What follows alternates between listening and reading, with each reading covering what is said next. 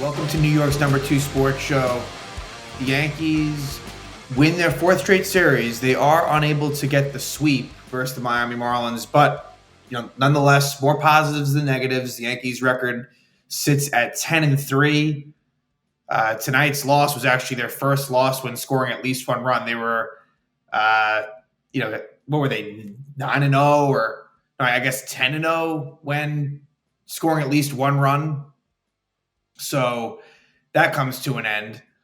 But a lot of question marks that have existed in this young season, there were good answers to those questions in this series. So Nestor Cortes really comes to mind, just a splendid 8 shutout innings in game 1. I thought Cortes and Rodón had his best outing of the season in his third start. He ends up going 6+ innings, no earned runs.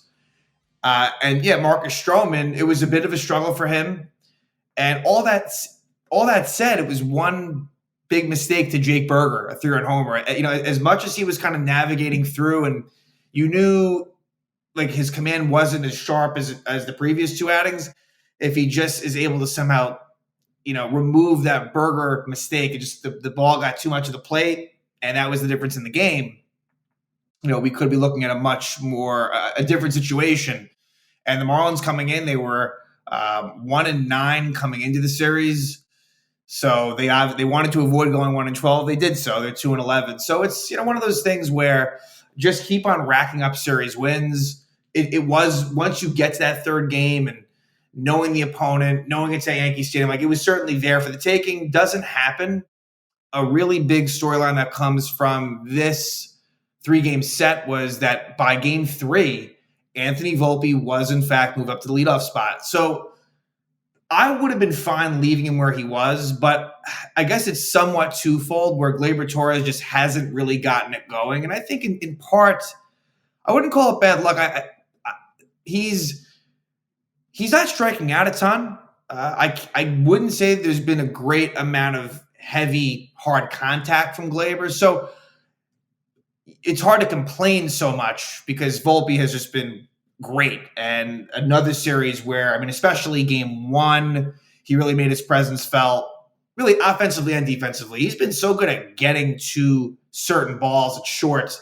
The only thing is his throws at times have been not, if there's one critique defensively, it's the throws can be a little bit better. Although Anthony Rizzo is a continuing concern for me at first base.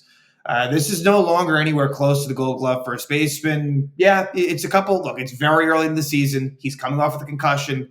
So I don't want to be too hard on him, but it's something that I've noticed. I think other Yankee fans probably have as well. It needs to be better. And see, these are makeable plays that have really come close to costing the Yanks. In some cases, it hasn't. In some cases, you could argue maybe it has. But yeah, Volpe's just been tremendous. Juan Soto was really good this series, just getting on base all the time. For Judge, it's been a tough start, and game 2 was good offhand. Right now, I'm looking at the game 1 box score, and game 1. I know game 1 and 3 weren't great, but game 2, I think he got on like maybe each time. So the walks are there. He's getting on base, but not a great start for Judge. I'm not concerned with him. But when you compare the two, Soto, who did have a little bit of a rough spell, has been really, really good. Giancarlo Stanton was, against his former team, very good. So that's, the big story coming out of the Blue Jays series was that Stanton's heating up. Well, that continued. Really good. It could have even been better than what the final stat showed. And he homered against the Marlins. So now he's homered against all 30 teams in Major League Baseball. Obviously, he was on the Marlins for a while and really hadn't faced him much being in the American League. But now that he homered against them, he's homered against each team in Major League Baseball. Alex Verdugo, a good series. A really good game 1. What was interesting was that John Birdie started each game. And there's a couple of thoughts that come to mind. Now, the Marlins had 3 lefty starters for each game. It's just too bad because it just sucks to not get Oswaldo in the lineup on some level. That is not quite right because he had really been doing well. And it's just, look, I don't even have so much of a problem with getting Birdie into at least 2 or 3 games, even all 3, and then working Oswaldo in there somewhere else. Admittedly, it wouldn't have been easy to kind of put him somewhere else. I kind of thought that Verdugo was maybe going to sit out one of these games, and he didn't. And that was a good call because he really was a key contributor in some of these wins. But yeah, Birdie gets all 3 starts at third. And then, unsurprisingly, it's Trevino getting 2 of the 3 starts at catcher. And the catcher position has been a little bit tough. And look, that's a thing across baseball. It's not just the Yankee thing, but kind of on the offensive and defensive side. Teams should really be running on the Yanks. Trevino's arm is, and this is nothing new, it's not really a particularly strong arm. It's accurate, but it's not strong. And Austin Wells, he's not exactly prolific defensively. So the catching position, you want a little bit more out of both of Trevino and Wells, but I still contend that everything being equal, and I know that's not always going to be the case, I want Wells getting a little bit more time than Trevino. I'm kind of down on Trevi right now, even knowing that he's arguably one of the best defensive catchers in the game. Like, that's totally true, but just not loving what I'm seeing there. So that's kind of my overall thoughts. Let's go into the games. Game 1, Yankees win 7-0. Very stress-free, easy game for the Yanks. And Nestor Cortes is really the story. It is for me, because there were some offensive stars that came from this game, but it's Nestor. It was his first home start. He goes 8 innings, and that's like 8 innings. That's huge. The bullpen needed that so badly. I should also mention, because it's relevant to this game, that Jake Cousins was sent down, and Josh Maciejewski, or Maciejewski, I think is how it's pronounced. He makes his major league debut. He is a lefty who had been in the Yankee organization for a while. Not really a name that I had really heard much of.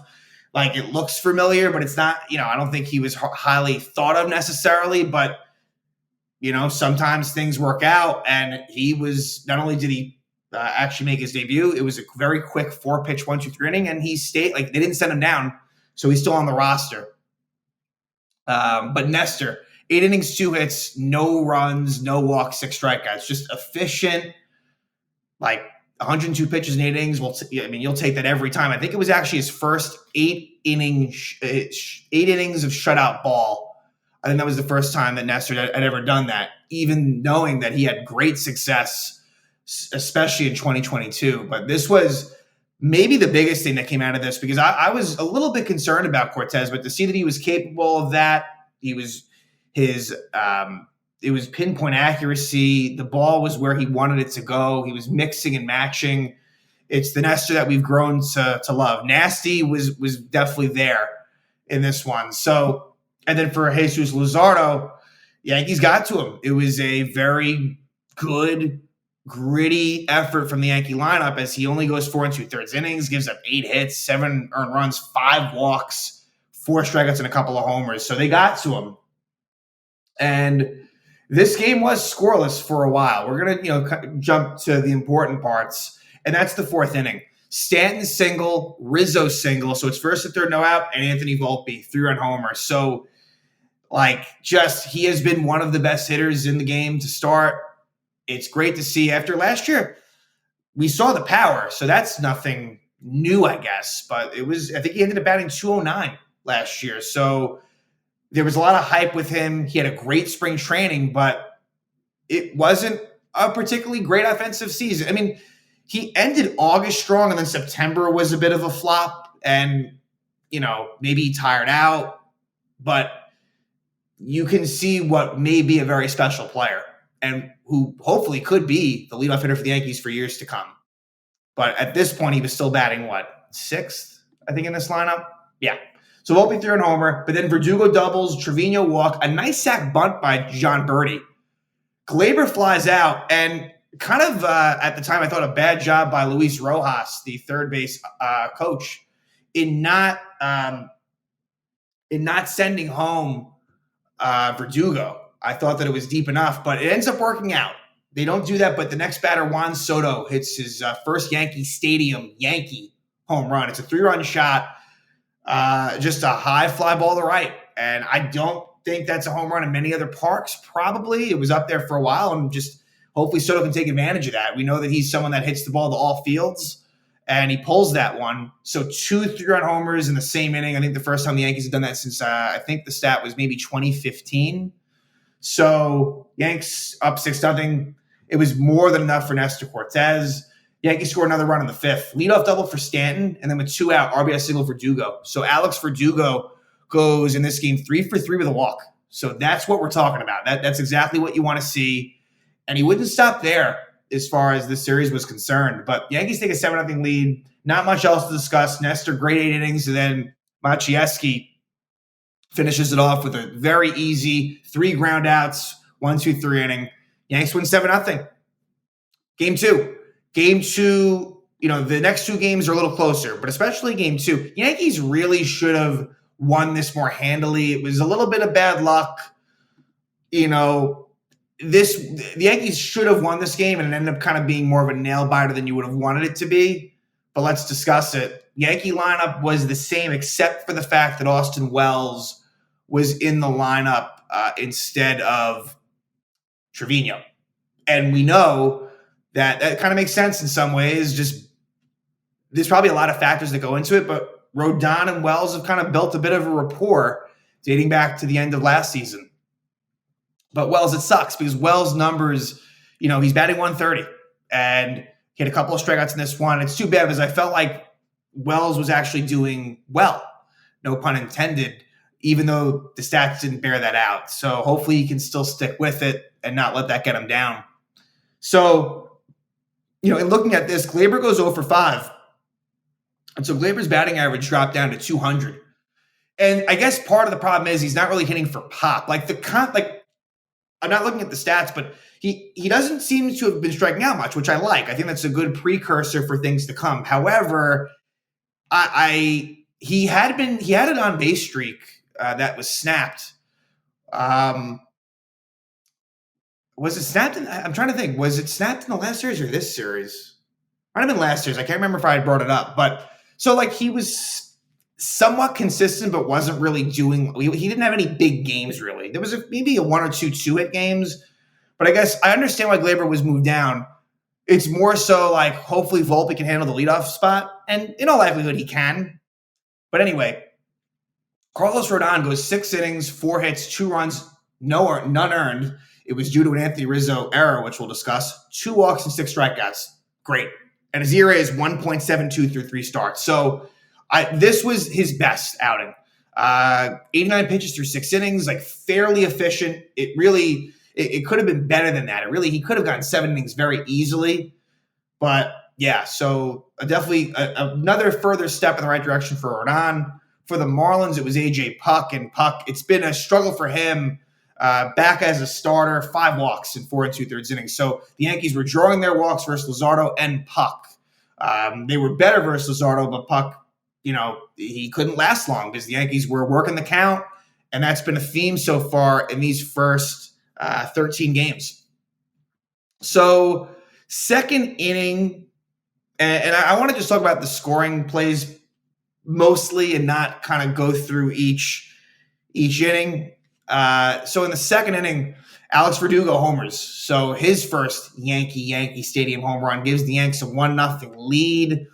Rodón, doing a good job of protecting that 1-0 lead. The Yankees score in the 5th. And this is after there was some bad luck in this. And that's the thing with me skimming over there's going to be some things I missed, but what comes to mind is Volpe came very close to a 2-run homer earlier on, and the ball was just fouled out left field foul pole, and then the next pitch or two double play, and then Giancarlo Stanton, he could have had a really monstrous game. He ends up going 1 for 4. He gets an RBI double here to the opposite field, but he was hitting the ball hard all over the place. There was some bad luck in terms of things going foul or just right at Marlins fielders, but it's a Stanton RBI double that knocks in Soto to give the Yanks a 2-0 lead. Then a Rizzo strikeout. That was Puk's last batter. So Rizzo, he's been okay at the plate, Riz. It's been all right, but just he hasn't been great. How many home runs does Rizzo have? Is it just 1? It's just one. But I'm not overly concerned with him. There's been definitely worse players than him so far, but the overall package, I feel like, leaves me wanting a little bit more. But anyway, Yanks are up 2-0 after that Stanton RBI double. Then bottom of the sixth, a key run added on and it's a 2-out RBI single. Soto is just he's the one you want up there in most situations. And it was first and second with 2 out, and it's just up the middle. RBI single for Juan Soto. That gives the Yankees a 3-0 lead.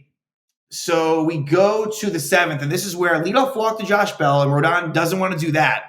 But then Jazz Chisholm reaches on an error by Anthony Rizzo, and it's a play where it honestly could have been, if he fields that cleanly, it could be a double play. But at the very least, you got to at least get one out there, and it goes by him and into right field. So that would make things a lot tougher on the Yanks, as then Tim Anderson gets an infield single. So it's 3-0, and then Ian Hamilton comes on. And Hamilton ends up doing a really, really good job. Hamilton actually didn't get any strikeouts. It was like a lot of ground outs, and he ends up going 2 innings, and he's able to keep that lead. So what happens is, and this is, mind you, this is after Hamilton struggled in his last outing against the Blue Jays. So it was a good bounce back for Ian Hamilton. So he comes on, and at this point, it's 3-0, bases loaded. Sanchez grounds out to Rizzo. Run scores, and the runners move over to second and third. So 3-1 Yanks at this point. Then Nick Gordon, as a pinch hitter, hits a sac fly, makes it 3-2. But then Bethancourt grounds out. So it makes it closer, but it's still a Yankee lead. Then in the eighth inning, 3 ground outs. There was a walk in the middle of that, but Hamilton, 6 key outs, and really good to see. And only threw 17 pitches, too, which, again, very efficient. Then in the ninth inning, Clay Holmes. This was not cardiac Clay. Really good outing for Holmes. Ground out, strike out, fly out, and only threw 7 pitches. So with the Marlins, they're very aggressive. And I felt like they did a better job versus Stroman than they had done in the first 2 games. So the Yankees are able to win that one 3-2. They clinched the series win. And so, like I said, 4 series victories for the Yanks. And that's the most important thing. You want your sweeps. They don't get it here. So it's Stroman versus Ryan Weathers, another lefty. And this is where they make the switch. And Volpe moves up. And Volpe reaches base 3 of 5 times. That's kind of what you want to do as a leadoff hitter. So, and that's the thing. Volpe now 372 batting average with a 1.041 OPS. So his numbers are actually better than Soto's. Not by much. Soto 360 with a just over 1.008 for Soto. So Volpe, that's how good he's been. And so Torres moves down to the lineup, although Torres did walk a couple of times, to be fair to him.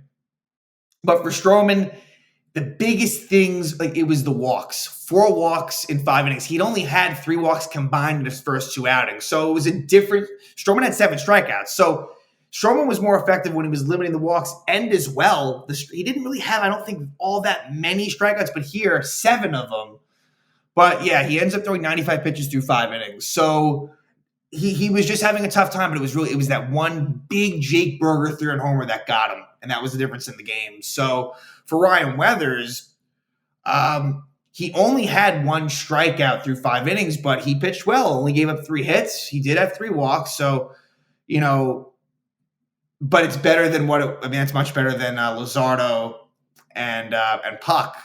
But Weathers was good, and the Marlin bullpen did what it had to do to hold on. So. Yeah, Stroman, it was a tough start. And in the 3rd inning, it kind of it got the best of him. Leadoff walk to Nick Gordon. Can't have that happen. Then a very key Nick Fortes hit and run single. Not hard. It wasn't hit well, but Glaber had to vacate second to cover the bag for the Gordon steal attempt. And in doing so, a very softly hit ball becomes 1st and 3rd, no out, where otherwise you're very likely getting at least 1 out. And then Luis arrives with an RBI single, so it's 1-0. Then Josh Bell strikes out, and with 1st and 2nd, 1-0 Marlins, 1 out, Jake Burger.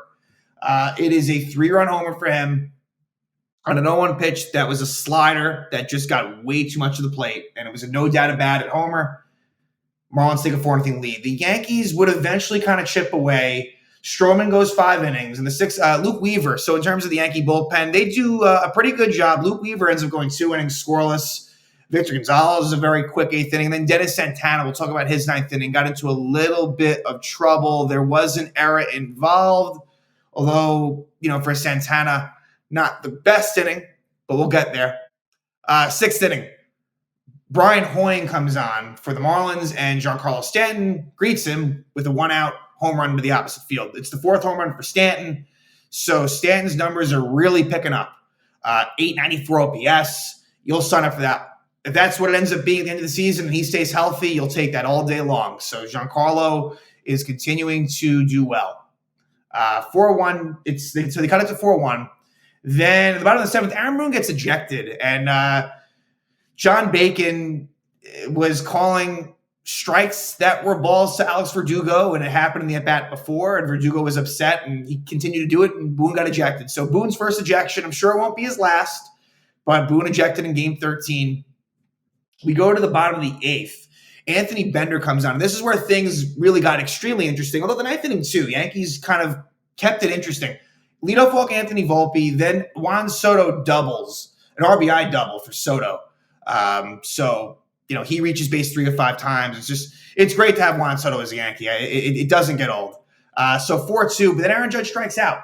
And it was kind of a half swing that they said the first base ump said he went around. It was close. Judge didn't really argue with it. Not that he normally does, but for Aaron Judge, 178 batting average. So, the OPS is 745, which for him is nowhere near good. But my point is he is drawing his walks.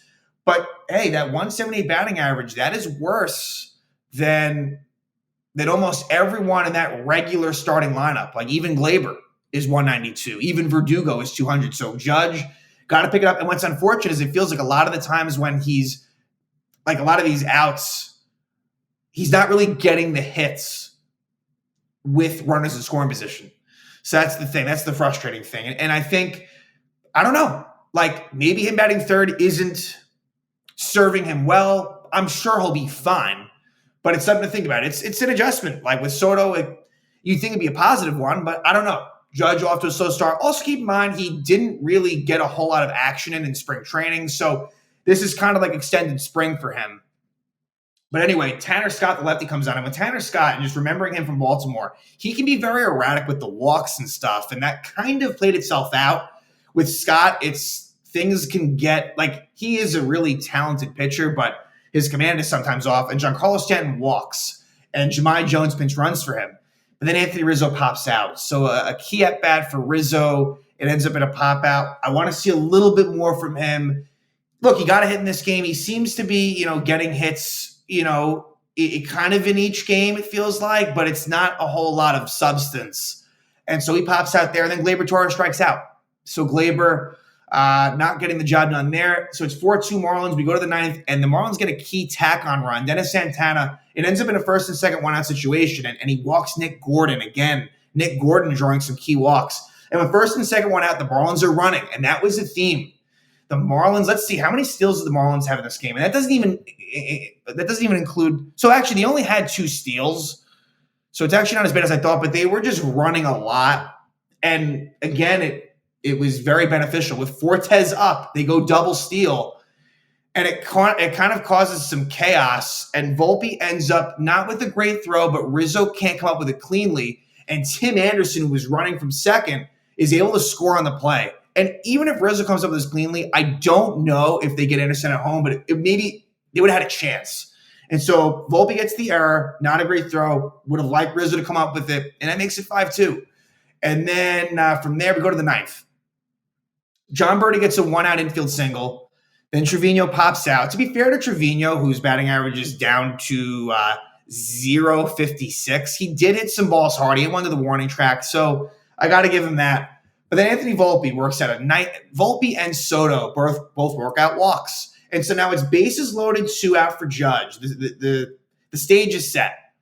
And, a grand slam wins it for the Yanks. Keep in mind, Jahmai Jones was on deck. So I'm thinking for the Marlins, and Tanner Scott, his pitch count was high, but I'm thinking, all right, pitch to Judge. As much as he's struggling, you'd rather, for the Yankees, it be Judge than Jahmai Jones. They go after him, and Judge, it looked like it was a pitch that he could have done some damage to. He just kind of gets under it a little bit and flies out the center. So Aaron Judge ends it. and the Marlins win 5-2. So they salvage the third game of the series. Yankees win the series, but they don't get the sweep. And so now the Yankees will head to Cleveland to take on the Guardians. And this is a matchup between early on, just a couple of weeks into the season, two of the best teams in baseball record-wise. The Yankees are 10-3, and the Guardians are 9-3. So this should be a good test. It's a different look in Cleveland. I mean, just in terms of the fact that Terry Francona is no longer the manager of the Guardians. It's now Stephen Vogt in his first year in Cleveland. And it'll be interesting to see what happens. I believe there's some bad weather going on this weekend. So there's the possibility of, at the very least, rain delays, if not postponements. So we'll have to keep an eye on that. Hopefully everything will be all right and we'll be able to get the games in. But as far as the pitching matchups, the first two are a matchup between two righties, and the last one is a lefty-southpaw matchup. So the first one, Clarke Schmidt versus Carlos Carrasco. On paper, I don't mind that matchup if it's going to be the Carlos Carrasco that we saw last year with the Mets. He was just really, really bad. I think so far he's been okay. He's back in Cleveland. I mean, that's where he was for most of his career. So we'll see. Clarke Schmidt, hopefully he can bounce back from sort of a wayward beginning to his season. He hasn't been great. He hasn't been terrible. And so we'll see what happens there. Game 2 will be between Luis Gil and Tristan McKenzie. Now, McKenzie was unbelievably great in 2022, but he's been dealing with injuries, and so he has not really done a whole lot of anything since that 2022 season. And so hopefully the Yankees can kind of catch him at the right time, but we know what he's capable of. And for Luis Gil, he's been good, and he's just got to be able to limit the walks, limit the walks, get better with the command.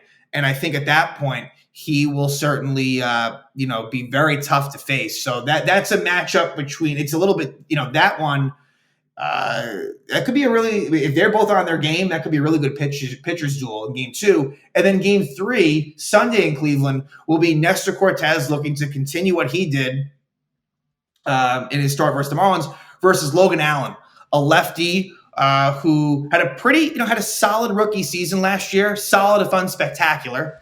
And, he's 2-0 to start the season. And, so this will be taking 2 out of 3 is exactly what you're looking for here against the Guardians. So, they're a scrappy bunch, and I'm hoping the Yankees can, win their 5th straight series. So, Yankees 10-3, don't get the sweep, do win the series, and now they will head back on the road, and they will go from the Bronx to Cleveland to take on the Guardians.